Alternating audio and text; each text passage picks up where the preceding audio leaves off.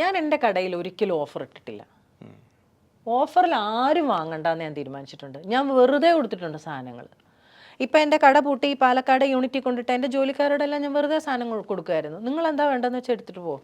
അപ്പോൾ എൻ്റെ അടുത്ത് പറയാം, വേണ്ട ചേച്ചി, നിങ്ങൾ വന്നിട്ട് തന്നാൽ മതി, നിങ്ങൾക്കതിൽ എന്ത് വേണം, നിങ്ങൾക്ക് വേണ്ടത് എനിക്കറിയില്ലല്ലോ, കൊണ്ടുപോയിക്കോ എന്ന് പറഞ്ഞിട്ടുണ്ട്. അപ്പോൾ അത് വെറുതെ കൊടുക്കുമ്പോൾ കിട്ടുന്ന സംതൃപ്തി ഒന്ന് വേറെയാണ്. ഞാൻ ₹1 ഓഫറിൽ ഒരു സാധനം ഇട്ടിട്ടില്ല. ബിക്കോസ് എൻ്റെ സാധനം അങ്ങനെ ഓഫറിൽ, എൻ്റെ പ്രൊഡക്റ്റ് ഒന്നും ഓഫറിൽ കിട്ടേണ്ടതല്ല. കാര്യം പെയ്ഡായിരുന്നു എൻ്റെ പ്രൊഡക്റ്റുകൾ.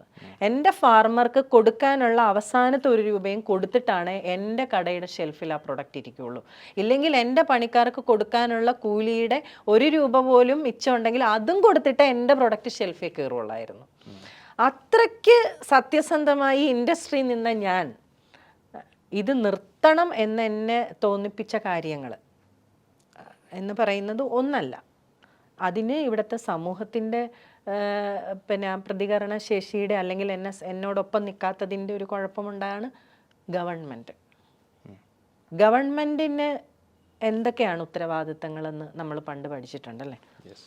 ആ ഗവൺമെൻറ്റിൻ്റെ നടത്തിപ്പുകാരെന്ന് പറയുന്ന മിനിസ്റ്റേഴ്സ്. അപ്പോൾ പത്രവാർത്തകൾ ഇടയ്ക്കിടയ്ക്ക് വരും, ശ്രദ്ധിക്കണം. സർക്കാർ കോടികളുടെ പദ്ധതി കൃഷിക്കായിട്ട് ഇട്ടു, 125 കോടി സെൻട്രൽ, 270 കോടി സെൻട്രൽ പദ്ധതികൾ വരുന്നു. നമ്മളൊന്ന് ചെന്നൈ കടലാസുമായിട്ട് ഏതെങ്കിലും ബാങ്കിലോട്ട്, സെൻട്രൽ അങ്ങനെയൊക്കെ പറയും, സ്റ്റേറ്റും പറയും, സംഭവം ഇവിടെ നിന്ന് കിട്ടില്ല. ഞാനൊരു വ്യക്തിയാണല്ലോ, എനിക്ക് ഞാൻ ചെറുതിലേ മുതലേ, എൻ്റെ ചെറുപ്പം മുതലേ തന്നെ ഞാൻ ഇടതുപക്ഷ ചിന്താഗതിയുള്ള ആളുമായിരുന്നു. എന്തുകൊണ്ടാണ് നമ്മൾ ഒരു വിദ്യാർത്ഥിയായിരിക്കുന്ന കാലത്തിലും സാമൂഹ്യമായി ബന്ധപ്പെടുന്നത്? എന്തുകൊണ്ടാണ് നമുക്കതിന് അല്ല, നമ്മൾ ജനിക്കുമ്പോൾ തന്നെ അല്ലെങ്കിൽ ജനിച്ചു വരുമ്പോൾ സമൂഹത്തിനോട് ചില കാര്യങ്ങൾ നമുക്ക് കടമകളുണ്ടെന്ന് തോന്നുന്നവരാണല്ലോ ഏതെങ്കിലുമൊക്കെ. രാഷ്ട്രീയം അതിലൊന്നാണ്. നമ്മൾ ചെയ്യുന്ന ഒരു പൊളിറ്റിക്സ് തന്നെയാണ് അല്ലേ. ഫാമിംഗ് എന്ന് പറയുന്ന ഒരു രാഷ്ട്രീയം തന്നെയാണ്.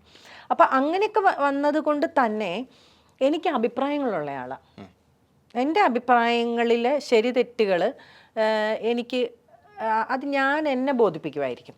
പക്ഷേ എനിക്കൊരു കൂട്ടത്തോടു കൂടി അല്ലെങ്കിൽ കുറേ ആളുകളോട് ചേർന്ന് ഈ പദ്ധതി നടത്തിക്കൊണ്ടുപോകാൻ എനിക്ക് ബുദ്ധിമുട്ടുണ്ട്. അതായത് ഇത്രയും എന്താ പറയുക, എത്തിക്സ് കീപ്പ് ചെയ്യേണ്ട ഒരു മേഖലയാണ് ഫുഡ് ഇൻഡസ്ട്രി. നാമമാത്രമായി പോലും അത് കീപ്പ് ചെയ്ത് കൊണ്ടുപോകുന്നവർ ഈ ഭൂമുഖത്ത് കാണില്ല. അപ്പോൾ അങ്ങനെ ഞാൻ ശ്രമിക്കുമ്പോൾ എനിക്കൊരു കൂട്ടത്തെ മാനേജ് ചെയ്യാൻ പറ്റില്ല. ഒരു 100 പേരെ കൊണ്ട് ഞാനൊരു സൊസൈറ്റിയോ അല്ലെങ്കിൽ ഒരു FPOയോ ഉണ്ടാക്കി അതിനകത്ത് ഞാൻ ഈ ഉൽപ്പന്നത്തെ പ്രസൻറ്റ് ചെയ്യുന്നു. അപ്പോൾ അവർ ഇതിലും കുറച്ച് അവിടെ കിട്ടും, ഇതിലും കുറച്ച് ഇവിടെ കിട്ടും. അത് വേണ്ട. ഞാൻ സ്ക്രൂട്ടണി ചെയ്ത്, ഞാൻ മനസ്സിലാക്കി, ഞാൻ പോയി താമസിച്ച്, ഞാൻ കഴിച്ച് എല്ലാം മനസ്സിലാക്കിയിട്ടാണ് ഞാനൊരു ഫാർമറെ നാച്ചുറൽ എഡിബിൾസിൻ്റെ ആക്കുന്നത്. അപ്പോൾ എനിക്കത് ഇവരെയൊക്കെ ബോധിപ്പിക്കേണ്ടി വരും. അതുകൊണ്ടാണ് ഞാൻ FPOയുടെയും സൊസൈറ്റിയുടെയും പിന്നാലെ പോകാഞ്ഞത്. അപ്പോൾ FPOയും സൊസൈറ്റിയും കൊണ്ട് ഇവിടെ കൃഷിയിൽ നടത്തിയിട്ടുള്ള വികസനങ്ങളെക്കുറിച്ച് നിങ്ങൾ പഠിക്കണം. എന്തൊക്കെ നടന്നിട്ടുണ്ടോ അവിടെ. ഇനി ഒരു വ്യക്തിക്ക് നീ ഉൽപ്പന്നത്തെക്കുറിച്ച് ഉറക്കെ പറയാൻ കഴിവുണ്ടെങ്കിൽ അവരെ ഇവിടെ നിലനിർത്തേണ്ട ഉത്തരവാദിത്തം ആർക്കാ ഉള്ളത്? സർക്കാർ സംവിധാനങ്ങൾക്കല്ലേ. അപ്പോൾ ആ സർക്കാർ സംവിധാനങ്ങളുടെ അടുത്ത് നമ്മൾ പോകുമ്പോൾ നിങ്ങൾക്ക് 150% ലോൺ തരാൻ അർഹതയുണ്ട് ബിജി, പക്ഷേ തരാൻ പറ്റില്ല. എന്താ കാര്യം? അപ്പോൾ സാറേ, സെൻട്രൽ ഇപ്പം നമ്മൾക്ക് തന്നിരിക്കുന്ന പ്രൊജക്റ്റിൽ കൊളാട്രൽ സെക്യൂരിറ്റി പറയുന്നില്ലല്ലോ. അല്ല, അത് സെൻട്രൽ പറഞ്ഞിട്ടില്ല, പക്ഷെ സ്റ്റേറ്റ് ഡിസ്ക്രിപ്ഷൻ വെച്ചിട്ടുണ്ട്. എന്തിനാണ് സ്റ്റേറ്റ് ആ ഡിസ്ക്രിപ്ഷൻ വെക്കുന്നത്? നിങ്ങൾ അടച്ചില്ലെങ്കിൽ അത് ബാധ്യതയാകാത്ത വിധം ഗവൺമെൻറ് അതിൻ്റെ ബാധ്യത ഏറ്റെടുക്കാൻ തയ്യാറായിട്ടാണ് തരുന്നത്. ഞാനൊരു വനിതാ സംരംഭകയായിരുന്നില്ലേ, എന്ത് ചെയ്തു നമ്മളെ നിലനിർത്താൻ? നമ്മളിത് ചെയ്യുന്ന ആരും അറിഞ്ഞിട്ടില്ലെന്നാണോ? ബിജി എന്ന് പറയുന്ന വ്യക്തി സംശുദ്ധ ഭക്ഷണത്തിനും ജനങ്ങളുടെ ആരോഗ്യത്തിനുമായിട്ട് ഇവിടെ നിലകൊള്ളാൻ തുടങ്ങിയിട്ട് 2009 തൊട്ട് ഇത്രയും വർഷമായില്ലേ. അവരുണ്ടെന്ന് അറിഞ്ഞിട്ടും കണ്ണടച്ചു. കേരളത്തിലെ ഈ സ്റ്റേറ്റ്, അതായത് AIF എന്ന് പറയും, അഗ്രി ഇൻഫ്രാസ്ട്രക്ചർ ലോൺ, അതായത് നമ്മുടെ ആഫ്റ്റർ ഫാമിംഗ് ആണത്.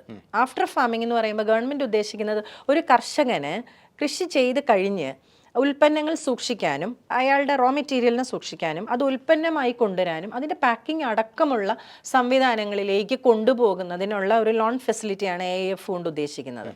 അതൊരു വ്യക്തിക്ക് തന്നാൽ എന്താ കുഴപ്പം? അതൊരു വ്യക്തിക്ക് തരുന്നു, അവരെ നിങ്ങൾ മോണിറ്റർ ചെയ്തോ. അവർക്ക് ആദ്യം ഒരു ട്രയൽ ഒരു ലോൺ കൂടെ. അപ്പം ഞാൻ ഈ ലോണിലേക്ക് പോകുന്ന സമയത്ത് എൻ്റെ കയ്യിൽ 25 ടൺ നെല്ല് സ്റ്റോക്കുണ്ട്. 25 ടൺ നെല്ലാണ് എൻ്റെ ഈ സ്റ്റോക്കുള്ളത്. എൻ്റെ സ്റ്റോക്കിനെ നിങ്ങൾ ഇതാക്കുക, എന്നിട്ട് അതിനെ കൊളാട്രലാക്കിക്കോ, അല്ലെങ്കിൽ എൻ്റെ സ്റ്റോക്ക് അതൊരു അസറ്റാണല്ലോ. നിങ്ങൾ എനിക്കൊരു ട്രയൽ ഒരു 10 ലക്ഷം രൂപ ആദ്യം, ചെറിയൊരു മിനി യൂണിറ്റ് ഉണ്ടാക്കട്ടെ. ആരും തന്നില്ല, ഒരു ബാങ്കും തന്നില്ല. പിന്നെ ഞാൻ എന്നെ നെഗറ്റീവ് ആക്കാതിരിക്കാൻ വേണ്ടി ഞാൻ അധികം പോയിട്ടുമില്ല. അപ്പം സഹകരണ വകുപ്പ് ചേർന്നുകൊണ്ടാണ്, സഹകരണ വകുപ്പിൻ്റെ കീഴിലാണ് ഇതെന്ന് അറിഞ്ഞുകൊണ്ട് ഞാൻ മിനിസ്റ്ററെ കണ്ടു. ശ്രീ VN വാസവനായ സഹകരണ വകുപ്പ് മന്ത്രി എന്നെ എൻ്റെ 16 വയസ്സ് തൊട്ട് അറിയുന്ന ആളാണ്. ഇപ്പം ഇന്നലെയോ മിനിഞ്ഞാന്നോ കണ്ട ഒരു ബിജിയല്ല. കാര്യം ഞാൻ 16 വയസ്സ്, എൻ്റെ 15 വയസ്സ് തൊട്ട് ഞാൻ SFI കോട്ടയം ജില്ലാ കമ്മിറ്റിയിലുണ്ട്. SFIയുടെ മുൻ ജില്ലാ പ്രസിഡന്റ് ആയിരുന്ന KM ഹിലാലാണ് എന്നെ കല്യാണം കഴിച്ചത്. ഇവരെല്ലാവരും കൂടെ വന്ന് പിന്നെ കൂടി കല്യാണം കഴിപ്പിച്ചതെന്നാ, മനസ്സിലായോ? അപ്പോൾ ഞാൻ ഒറ്റയ്ക്കാണെന്നും ഫ്ലഡ് കഴിഞ്ഞിട്ട് ഞാൻ പ്രതിസന്ധിയിലാണെന്നും 4 കുഞ്ഞുങ്ങളെ വളർത്താൻ വേണ്ടിയിട്ടാണ്. ബ്രാൻഡ് അംബാസിഡർ ബിജി നാച്ചുറൽ എഡിബിൾസ് എന്നൊക്കെ പറയുന്നത് എൻ്റെ ഒരു മുഖമാണ് അല്ലേ. മറുവശത്ത് ഞാൻ ആരാണ്? ഞാൻ 4 മക്കളെ വളർത്താൻ പാടുപെടുന്ന ഒരമ്മയാണ്. ആശയം കൈവിടാതെ, സത്യസന്ധത കൈവിടാതെ, ജനങ്ങളുടെ ആരോഗ്യം നശിക്കരുതെന്ന് കണ്ട് അത്രയും ദീർഘവീക്ഷണത്തോടു കൂടി പ്രവർത്തിക്കുന്ന ഒരു സ്ത്രീയായ ഞാൻ മിനിസ്റ്ററെ കണ്ടിട്ടുണ്ട്. അതിന് മുമ്പൊക്കെയുള്ള അരിമേളകളിൽ വന്ന് വളരെ നമ്മളെ പുകഴ്ത്തിയ ആ മന്ത്രി തന്നെ ഞാൻ ചെന്നപ്പം എന്നോട് പറഞ്ഞു, ഞാൻ പ്രസിഡൻറ്റിനോട് പറഞ്ഞേക്കാം എന്ന് പറഞ്ഞു. ഈ പ്രസിഡൻറ്റിനെ അറിയുന്ന ആളാണ്, കേരള ബാങ്കിൻ്റെ പ്രസിഡൻറ്റിനെ വിളിച്ചു പറഞ്ഞു, കേരള ബാങ്കിൻ്റെ GM പോയി കണ്ടു. അപ്പോൾ അദ്ദേഹം പറഞ്ഞു തരാൻ പറ്റില്ല. ഇനി സൊസൈറ്റികളുടെ FPOയുടെയും പുറകെ ഇവർ ഓടി നടന്ന് ലോൺ കൊടുക്കുക, വിളിച്ച് ലോൺ കൊടുക്കുക. അവർക്ക് എന്താ ചെയ്യേണ്ടതെന്നറിയില്ല. എറിയുന്നവൻ്റെ കൈ കല്ല് കൊടുക്കാൻ കഴിയില്ല എന്ന് പറഞ്ഞതുപോലെ അതൊരു സ്വജനപക്ഷപാതം ആണെന്ന് തോന്നുന്നുണ്ടോ? ഡെഫിനറ്റ്ലി. അത് എൻ്റെ പ്രശ്നം എന്താണെന്ന് വെച്ചാൽ, ഒരു വ്യക്തി വളർന്നുകൊണ്ട് എന്താകാനാ? നിങ്ങൾ ഒരിടത്ത് ചെല്ലുമ്പോൾ നിങ്ങളെക്കൊണ്ട് എന്തെങ്കിലും ഗുണമുണ്ടോ എന്നുള്ളതാണ് ആദ്യം ചിന്തിക്കുന്നത്. ബിജിക്ക് തന്നെ കൊടുക്കുന്നതാണോ 10 പേരുടെ സൊസൈറ്റിക്ക് കൊടുക്കുന്നതാണോ ഗുണം? 10 പേരുടെ സൊസൈറ്റി ഇത് വെള്ളത്തിൽ കലക്കി ആ കാശ് കളഞ്ഞാലും വിഷയമില്ല. FPOയ്ക്ക് നഷ്ടം വന്നോട്ടെ, കുഴപ്പമില്ല, വ്യക്തി ചെയ്യണ്ട. അപ്പോൾ അങ്ങനെ വരുമ്പോൾ ഈ ആശയം കൊണ്ട് നടന്നവർ തകർന്ന് തരിപ്പണമാകുകയാണ്.